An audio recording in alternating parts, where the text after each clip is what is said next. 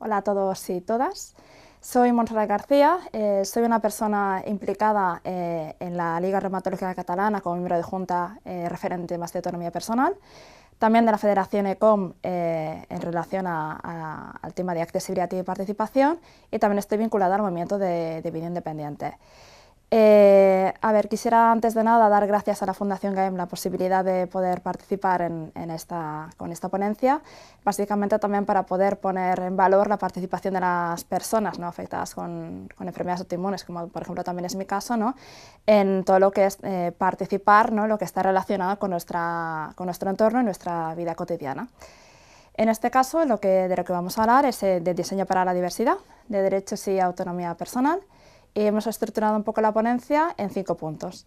Lo primero es un poco hablaremos de para quién están hechas las cosas, luego trataremos un poco los conceptos básicos, después pasaremos un poco al tema del tema de defensa de derechos, en este caso sobre accesibilidad y discriminación, y luego veremos un poco cómo pasamos de la teoría a la práctica en esto que es el diseño universal. Bueno, esta ponencia es un poco distinta. Empezamos con un examen. Con la gran pregunta, ¿no?, que muchas veces nos hacemos los colectivos, ¿no?, de qué es una discapacidad, ¿no? Según el libro blanco de la dependencia del Inserso, he cogido yo concretamente esta definición, dice, bueno, son las dificultades que puede tener una persona a la hora de hacer una actividad. Bueno, ¿quién no ha intentado entrar por la puerta pequeña del Imaginarium y realmente ha tenido dificultades? Las mismas dificultades que se encuentran muchas personas. ¿Porque no quepamos por la puerta pequeña del Imaginarium? ¿Tenemos una discapacidad o es que la puerta es excesivamente pequeña? ¿Alguien es capaz de leer lo que pone en ese texto tan chiquitito? Si no somos capaces de leer ese texto, ¿es que el texto no es adecuado o que tenemos una discapacidad? Si no somos capaces de resolver el cubo de Rubik en los 3 segundos y poco que hay de lo que ha hecho una persona como récord, ¿también tenemos una discapacidad o es que realmente es muy complicado también resolver el cubo de Rubik? Dicho esto, ¿para quién están hechas las cosas? En fin, ahora hay que coger una calculadora y ponerse a sumar. Porque entramos en la página web del Instituto Nacional de Estadística y empezamos a sumar, ¿no?, lo que consideramos que está fuera de esa norma, fuera de esta campana de Gauss, ¿no? Pues bueno, casi el 25% de población son personas mayores, el 63,91%, esto está sacado de la página web de la SER, son personas afectadas con enfermedades reumáticas. Luego, personas con un certificado de discapacidad son casi un 10%, de la mitad son personas jóvenes y niños y niñas. Y luego también, bueno, las mujeres embarazadas también se mueven de manera distinta, ¿no? Pues a veces también es casi el 1% de la población, las personas usuarias de carrete de coche, que son un 2%, los menores, los niños y niñas, que las ciudades tampoco están pensados para ellos, son un 7,66%, también dependiendo un poco del año. Y bueno, todo el mundo tenemos riesgo de caída, fractura, ¿no?, y que en algún momento digamos, ostras, ¿no?, tenemos que utilizar otros productos o demás para caminar, ¿no? Necesitamos que la ciudad sea accesible. Y luego están, bueno, pues las personas de talla baja, talla alta, personas con polentas y demás. Total, si sumamos todo, ¿qué nos encontramos? Un 102,79% de suma de personas que dices, bueno, aquella campana de Gauss que nos enseñan de dónde está esa normalidad, ¿no? Y la explicación de, no, es que estas cosas están hechas para la mayoría de las personas. ¿Para qué mayoría, no? ¿Quién tenemos en mente cuando hablamos de la mayoría? Tenemos en mente a Barbie y Ken, ¿no? Siempre jóvenes, siempre fuertes, nunca enferman, no son vulnerables, nunca sienten, no envejecen, como para el 0,0 de la población, en realidad, ¿no? Porque Barbie y Ken son muñequitos también. Que las personas no somos perfectas, somos humanas, nadie es Barbie ni Ken, ni falta que hace, y que incluso Barbie también envejece y a veces utiliza una silla de ruedas para poderse desplazar. Lo importante es que todos y todas nos movemos, caminamos, vemos, sentimos y percibimos de manera diferente, que es normal ser diferente, que cada persona es única y que la ciudadanía somos diversidad. Y que la diversidad nos enriquece. Este cuadro de Van Gogh necesita de todas esas pinceladas, cada pincelada es única, es totalmente distinta, pero es como la sociedad necesita de esa diversidad porque es lo que le enriquece. Sin diversidad y sin todas estas pinceladas, este cuadro, la sociedad no existiría. Bien, dicho esto, conceptos básicos que es importante tener en cuenta. ¿Qué es el diseño universal o el diseño para todos? Es diseñar teniendo en cuenta que el mayor número posible de personas puedan utilizar aquello que diseñamos de manera satisfactoria, independientemente de su capacidad funcional. Yo aquí añado independientemente de su edad, de su condición de género, cultural y demás. Y aquí pongo dos imágenes, ¿no?, para que veamos un poco que el diseño debe adaptarse a las personas y a su diversidad y necesidades, y no al revés, ¿no?, como vemos con el tema de estos zapatos y esta tetera. Y algo importante que ya se reconoció en el año 2004 es que un buen diseño capacita y un mal diseño discapacita. La accesibilidad, que es, ante todo, es un derecho reconocido y regulado tanto por la Convención Internacional de Personas con Discapacidad como por diferentes leyes y normativas. Y es la condición que deben cumplir los entornos, procesos, productos y servicios para ser comprensibles, utilizables en condiciones de seguridad, comodidad e igualdad por todas las personas de la manera más natural y autónoma posible. Es muy importante el tema de la autonomía personal, si no, acaba siendo también algo discriminatorio. La accesibilidad tiene que ser integral. Tiene que estar en todos los ámbitos y etapas de la vida de las personas, desde la infancia, en los parques infantiles, hasta todo el tema de edificios, en nuestras calles, en el transporte, en el lugar de trabajo, en los ámbitos educativos, ¿no?, y desde todas las perspectivas, sensorial, física y cognitiva. Es una cadena de elementos interrelacionados y el mantenimiento es clave. Si instalamos un ascensor en unas paradas de metro que luego no los mantenemos y acaban estando estropeados, ese servicio de transporte deja de ser accesible. Y aquí debajo os he puesto un poco las imágenes relacionadas para que os acordéis. La galleta, que es integral, y la cadena con ese muñequito del Tops, que es, bueno, te puedes haber gastado muchísimo dinero en aquella instalación del ascensor, pero si no lo mantienes, realmente el servicio deja de ser accesible. Luego hay veces que para acceder a algún servicio, a algún espacio accesible, ¿no?, pues se necesitan también productos de apoyo. O incluso las personas pues también necesitan pues para sus actividades básicas de la vida cotidiana, ¿vale? Son aquellos aparatos o herramientas que utilizan las personas con y sin discapacidad, esto es importante, de manera temporal o permanente, en el caso de personas con esclerosis múltiple o en mi caso como una artritis reumatoide en los momentos de brote, en momentos concretos, para tener más autonomía en las actividades de la vida cotidiana, y yo aquí añado también para seguir con nuestro proyecto de vida. Por tanto, aportan mayor calidad de vida, hay que desestigmatizar los productos de apoyo y favorecen nuestra inclusión social. Hay de muchísimos tipos, hay una clasificación internacional con la norma ISE y demás, pero también hay que tener en cuenta que hay algunos que están totalmente integrados en nuestra cotidianidad, como es el cepillo de dientes eléctrico, el mando a distancia, ¿no?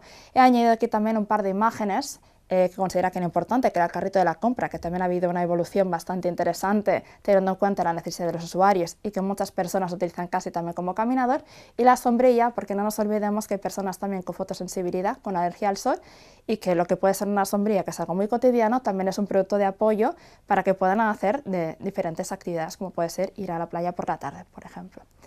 Y el tema de los plafones de comunicación, que antes tampoco está muy reconocido.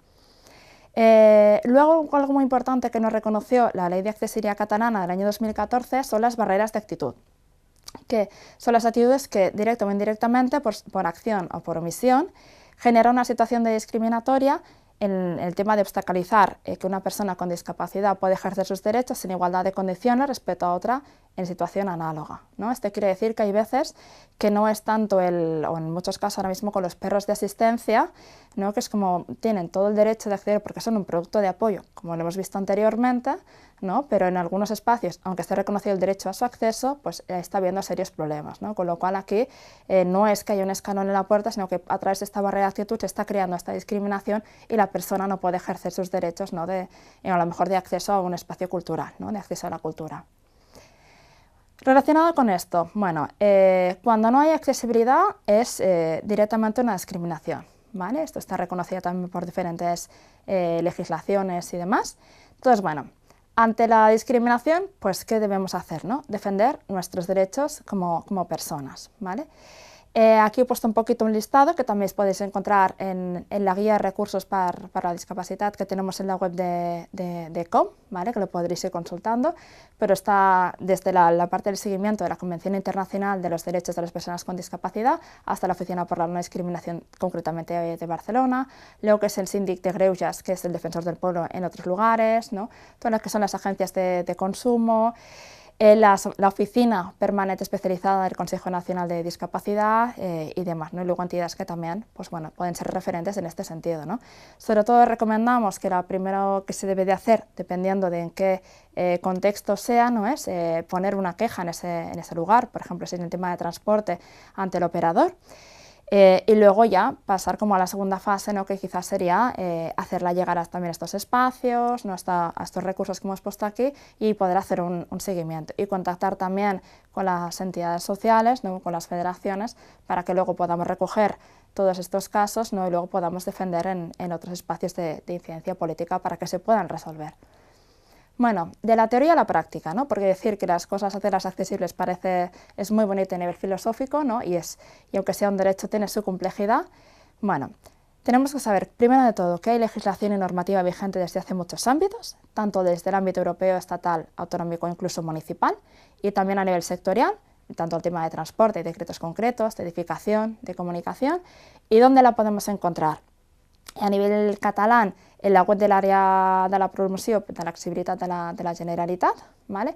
Luego el CEAPAT también he visto que ha hecho un apartado bastante interesante para ir a buscar los decretos o las normativas concretas de lo que necesitemos en ese momento, el SID, el Servicio de Información de la Discapacidad, etc. Lo que comentaba, ¿vale? Tenemos recogido en otros espacios y al final de la presentación encontraréis mi contacto y bueno, y aparte en el proyecto pues también podréis contactar conmigo para cualquier duda, ¿no? O que os podamos facilitar estos recursos, ¿no? Pues que nos lo podáis solicitar.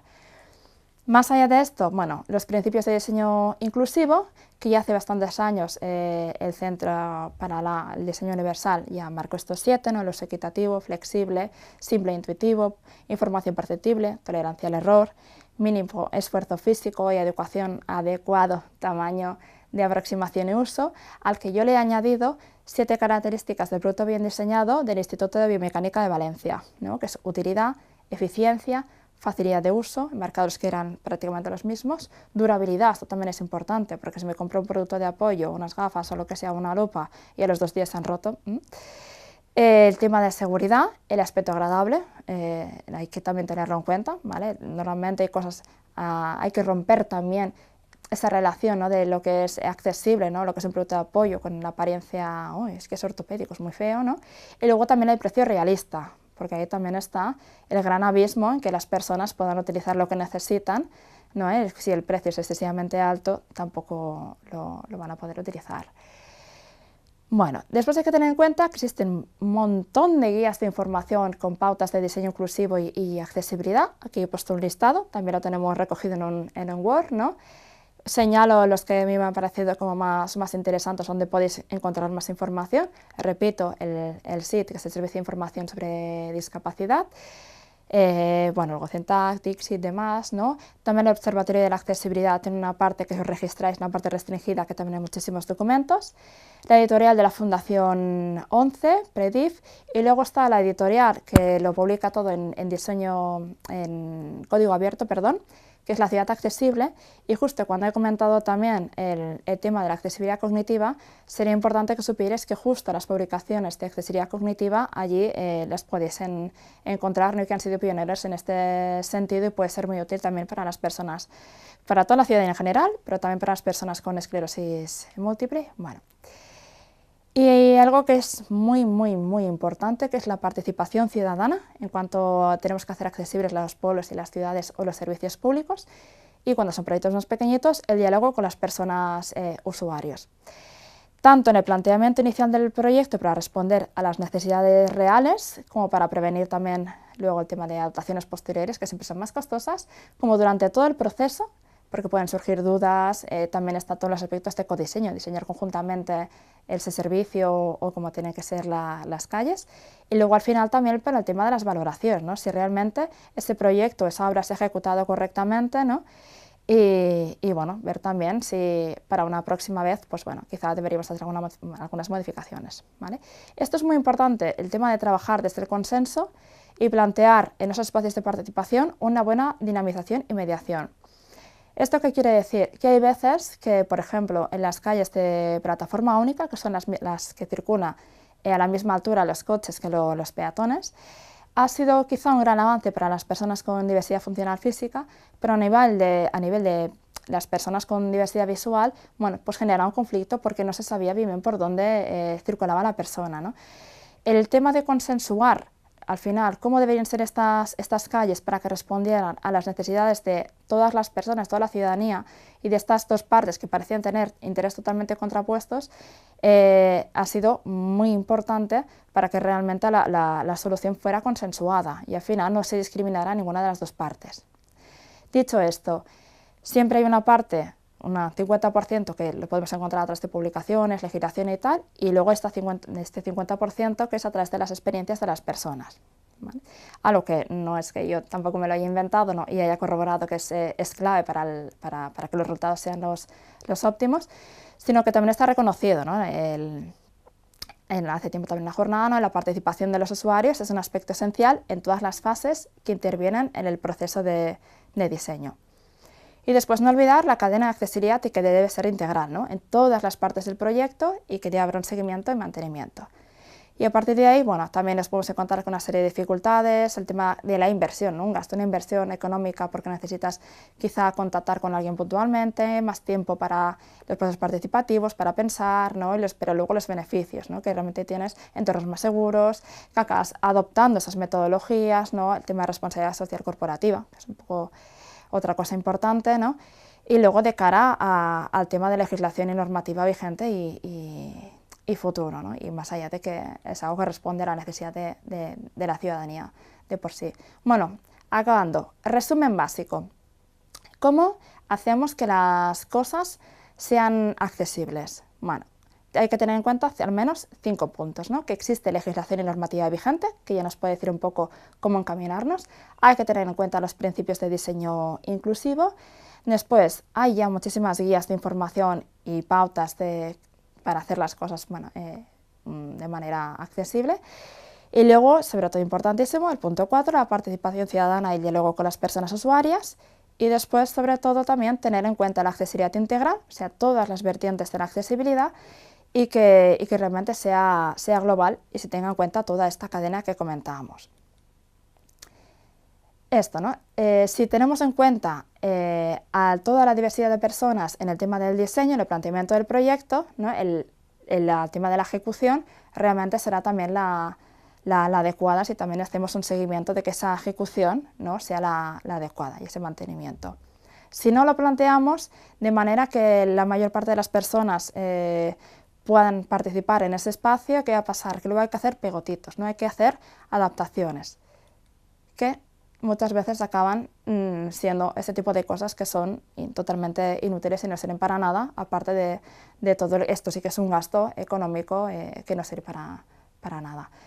Tema importante, nunca, nunca, nunca crear realidades paralelas, ¿no? Esto sobre todo en los edificios protegidos, que también, o museos, ¿no?, es en plan, no, es que entras por una puerta que está detrás del edificio. Bueno, esto ya es de por sí una discriminación. La inclusión genera inclusión, es el pez que se muerde la cola. Cuantas más personas participen en nuestros pueblos y ciudades construyendo cómo deben de ser y demás, más inclusión habrá para todas las personas. El diseño siempre tiene que estar planteado para personas reales, no para un ideal de persona que no existe. Recordemos que nadie somos ni Barbie ni Ken. Y el diseño universal o diseño para todas las personas no es un acto de caridad ni algo solo para unos pocos. Es un acto de lógica, de profesionalidad y sobre todo también de democracia, porque no olvidemos que es un derecho. Y aquí esto es un espejo para que todas y todos os miréis, ¿no?, y reflexionéis, ¿no?, sobre realmente para quién construimos, para quién pensamos los servicios, ¿no?, y que tengamos en cuenta que nos guste, ¿no?, en el mejor de los casos, y por mucho que intentemos impedirlo, nos vamos a hacer mayores, ¿no? En qué ciudades y pueblos nos gustaría vivir, cómo nos gustaría movernos, relacionarnos con los demás, dónde nos gustaría vivir, si quisiéramos vivir en nuestros hogares y no en una residencia. Y a partir de aquí, bueno, cuestionemos y actuemos para que los entornos y las ciudades sean accesibles para todas las personas. Y ya está, y muchas gracias, y aquí también mi email de contacto.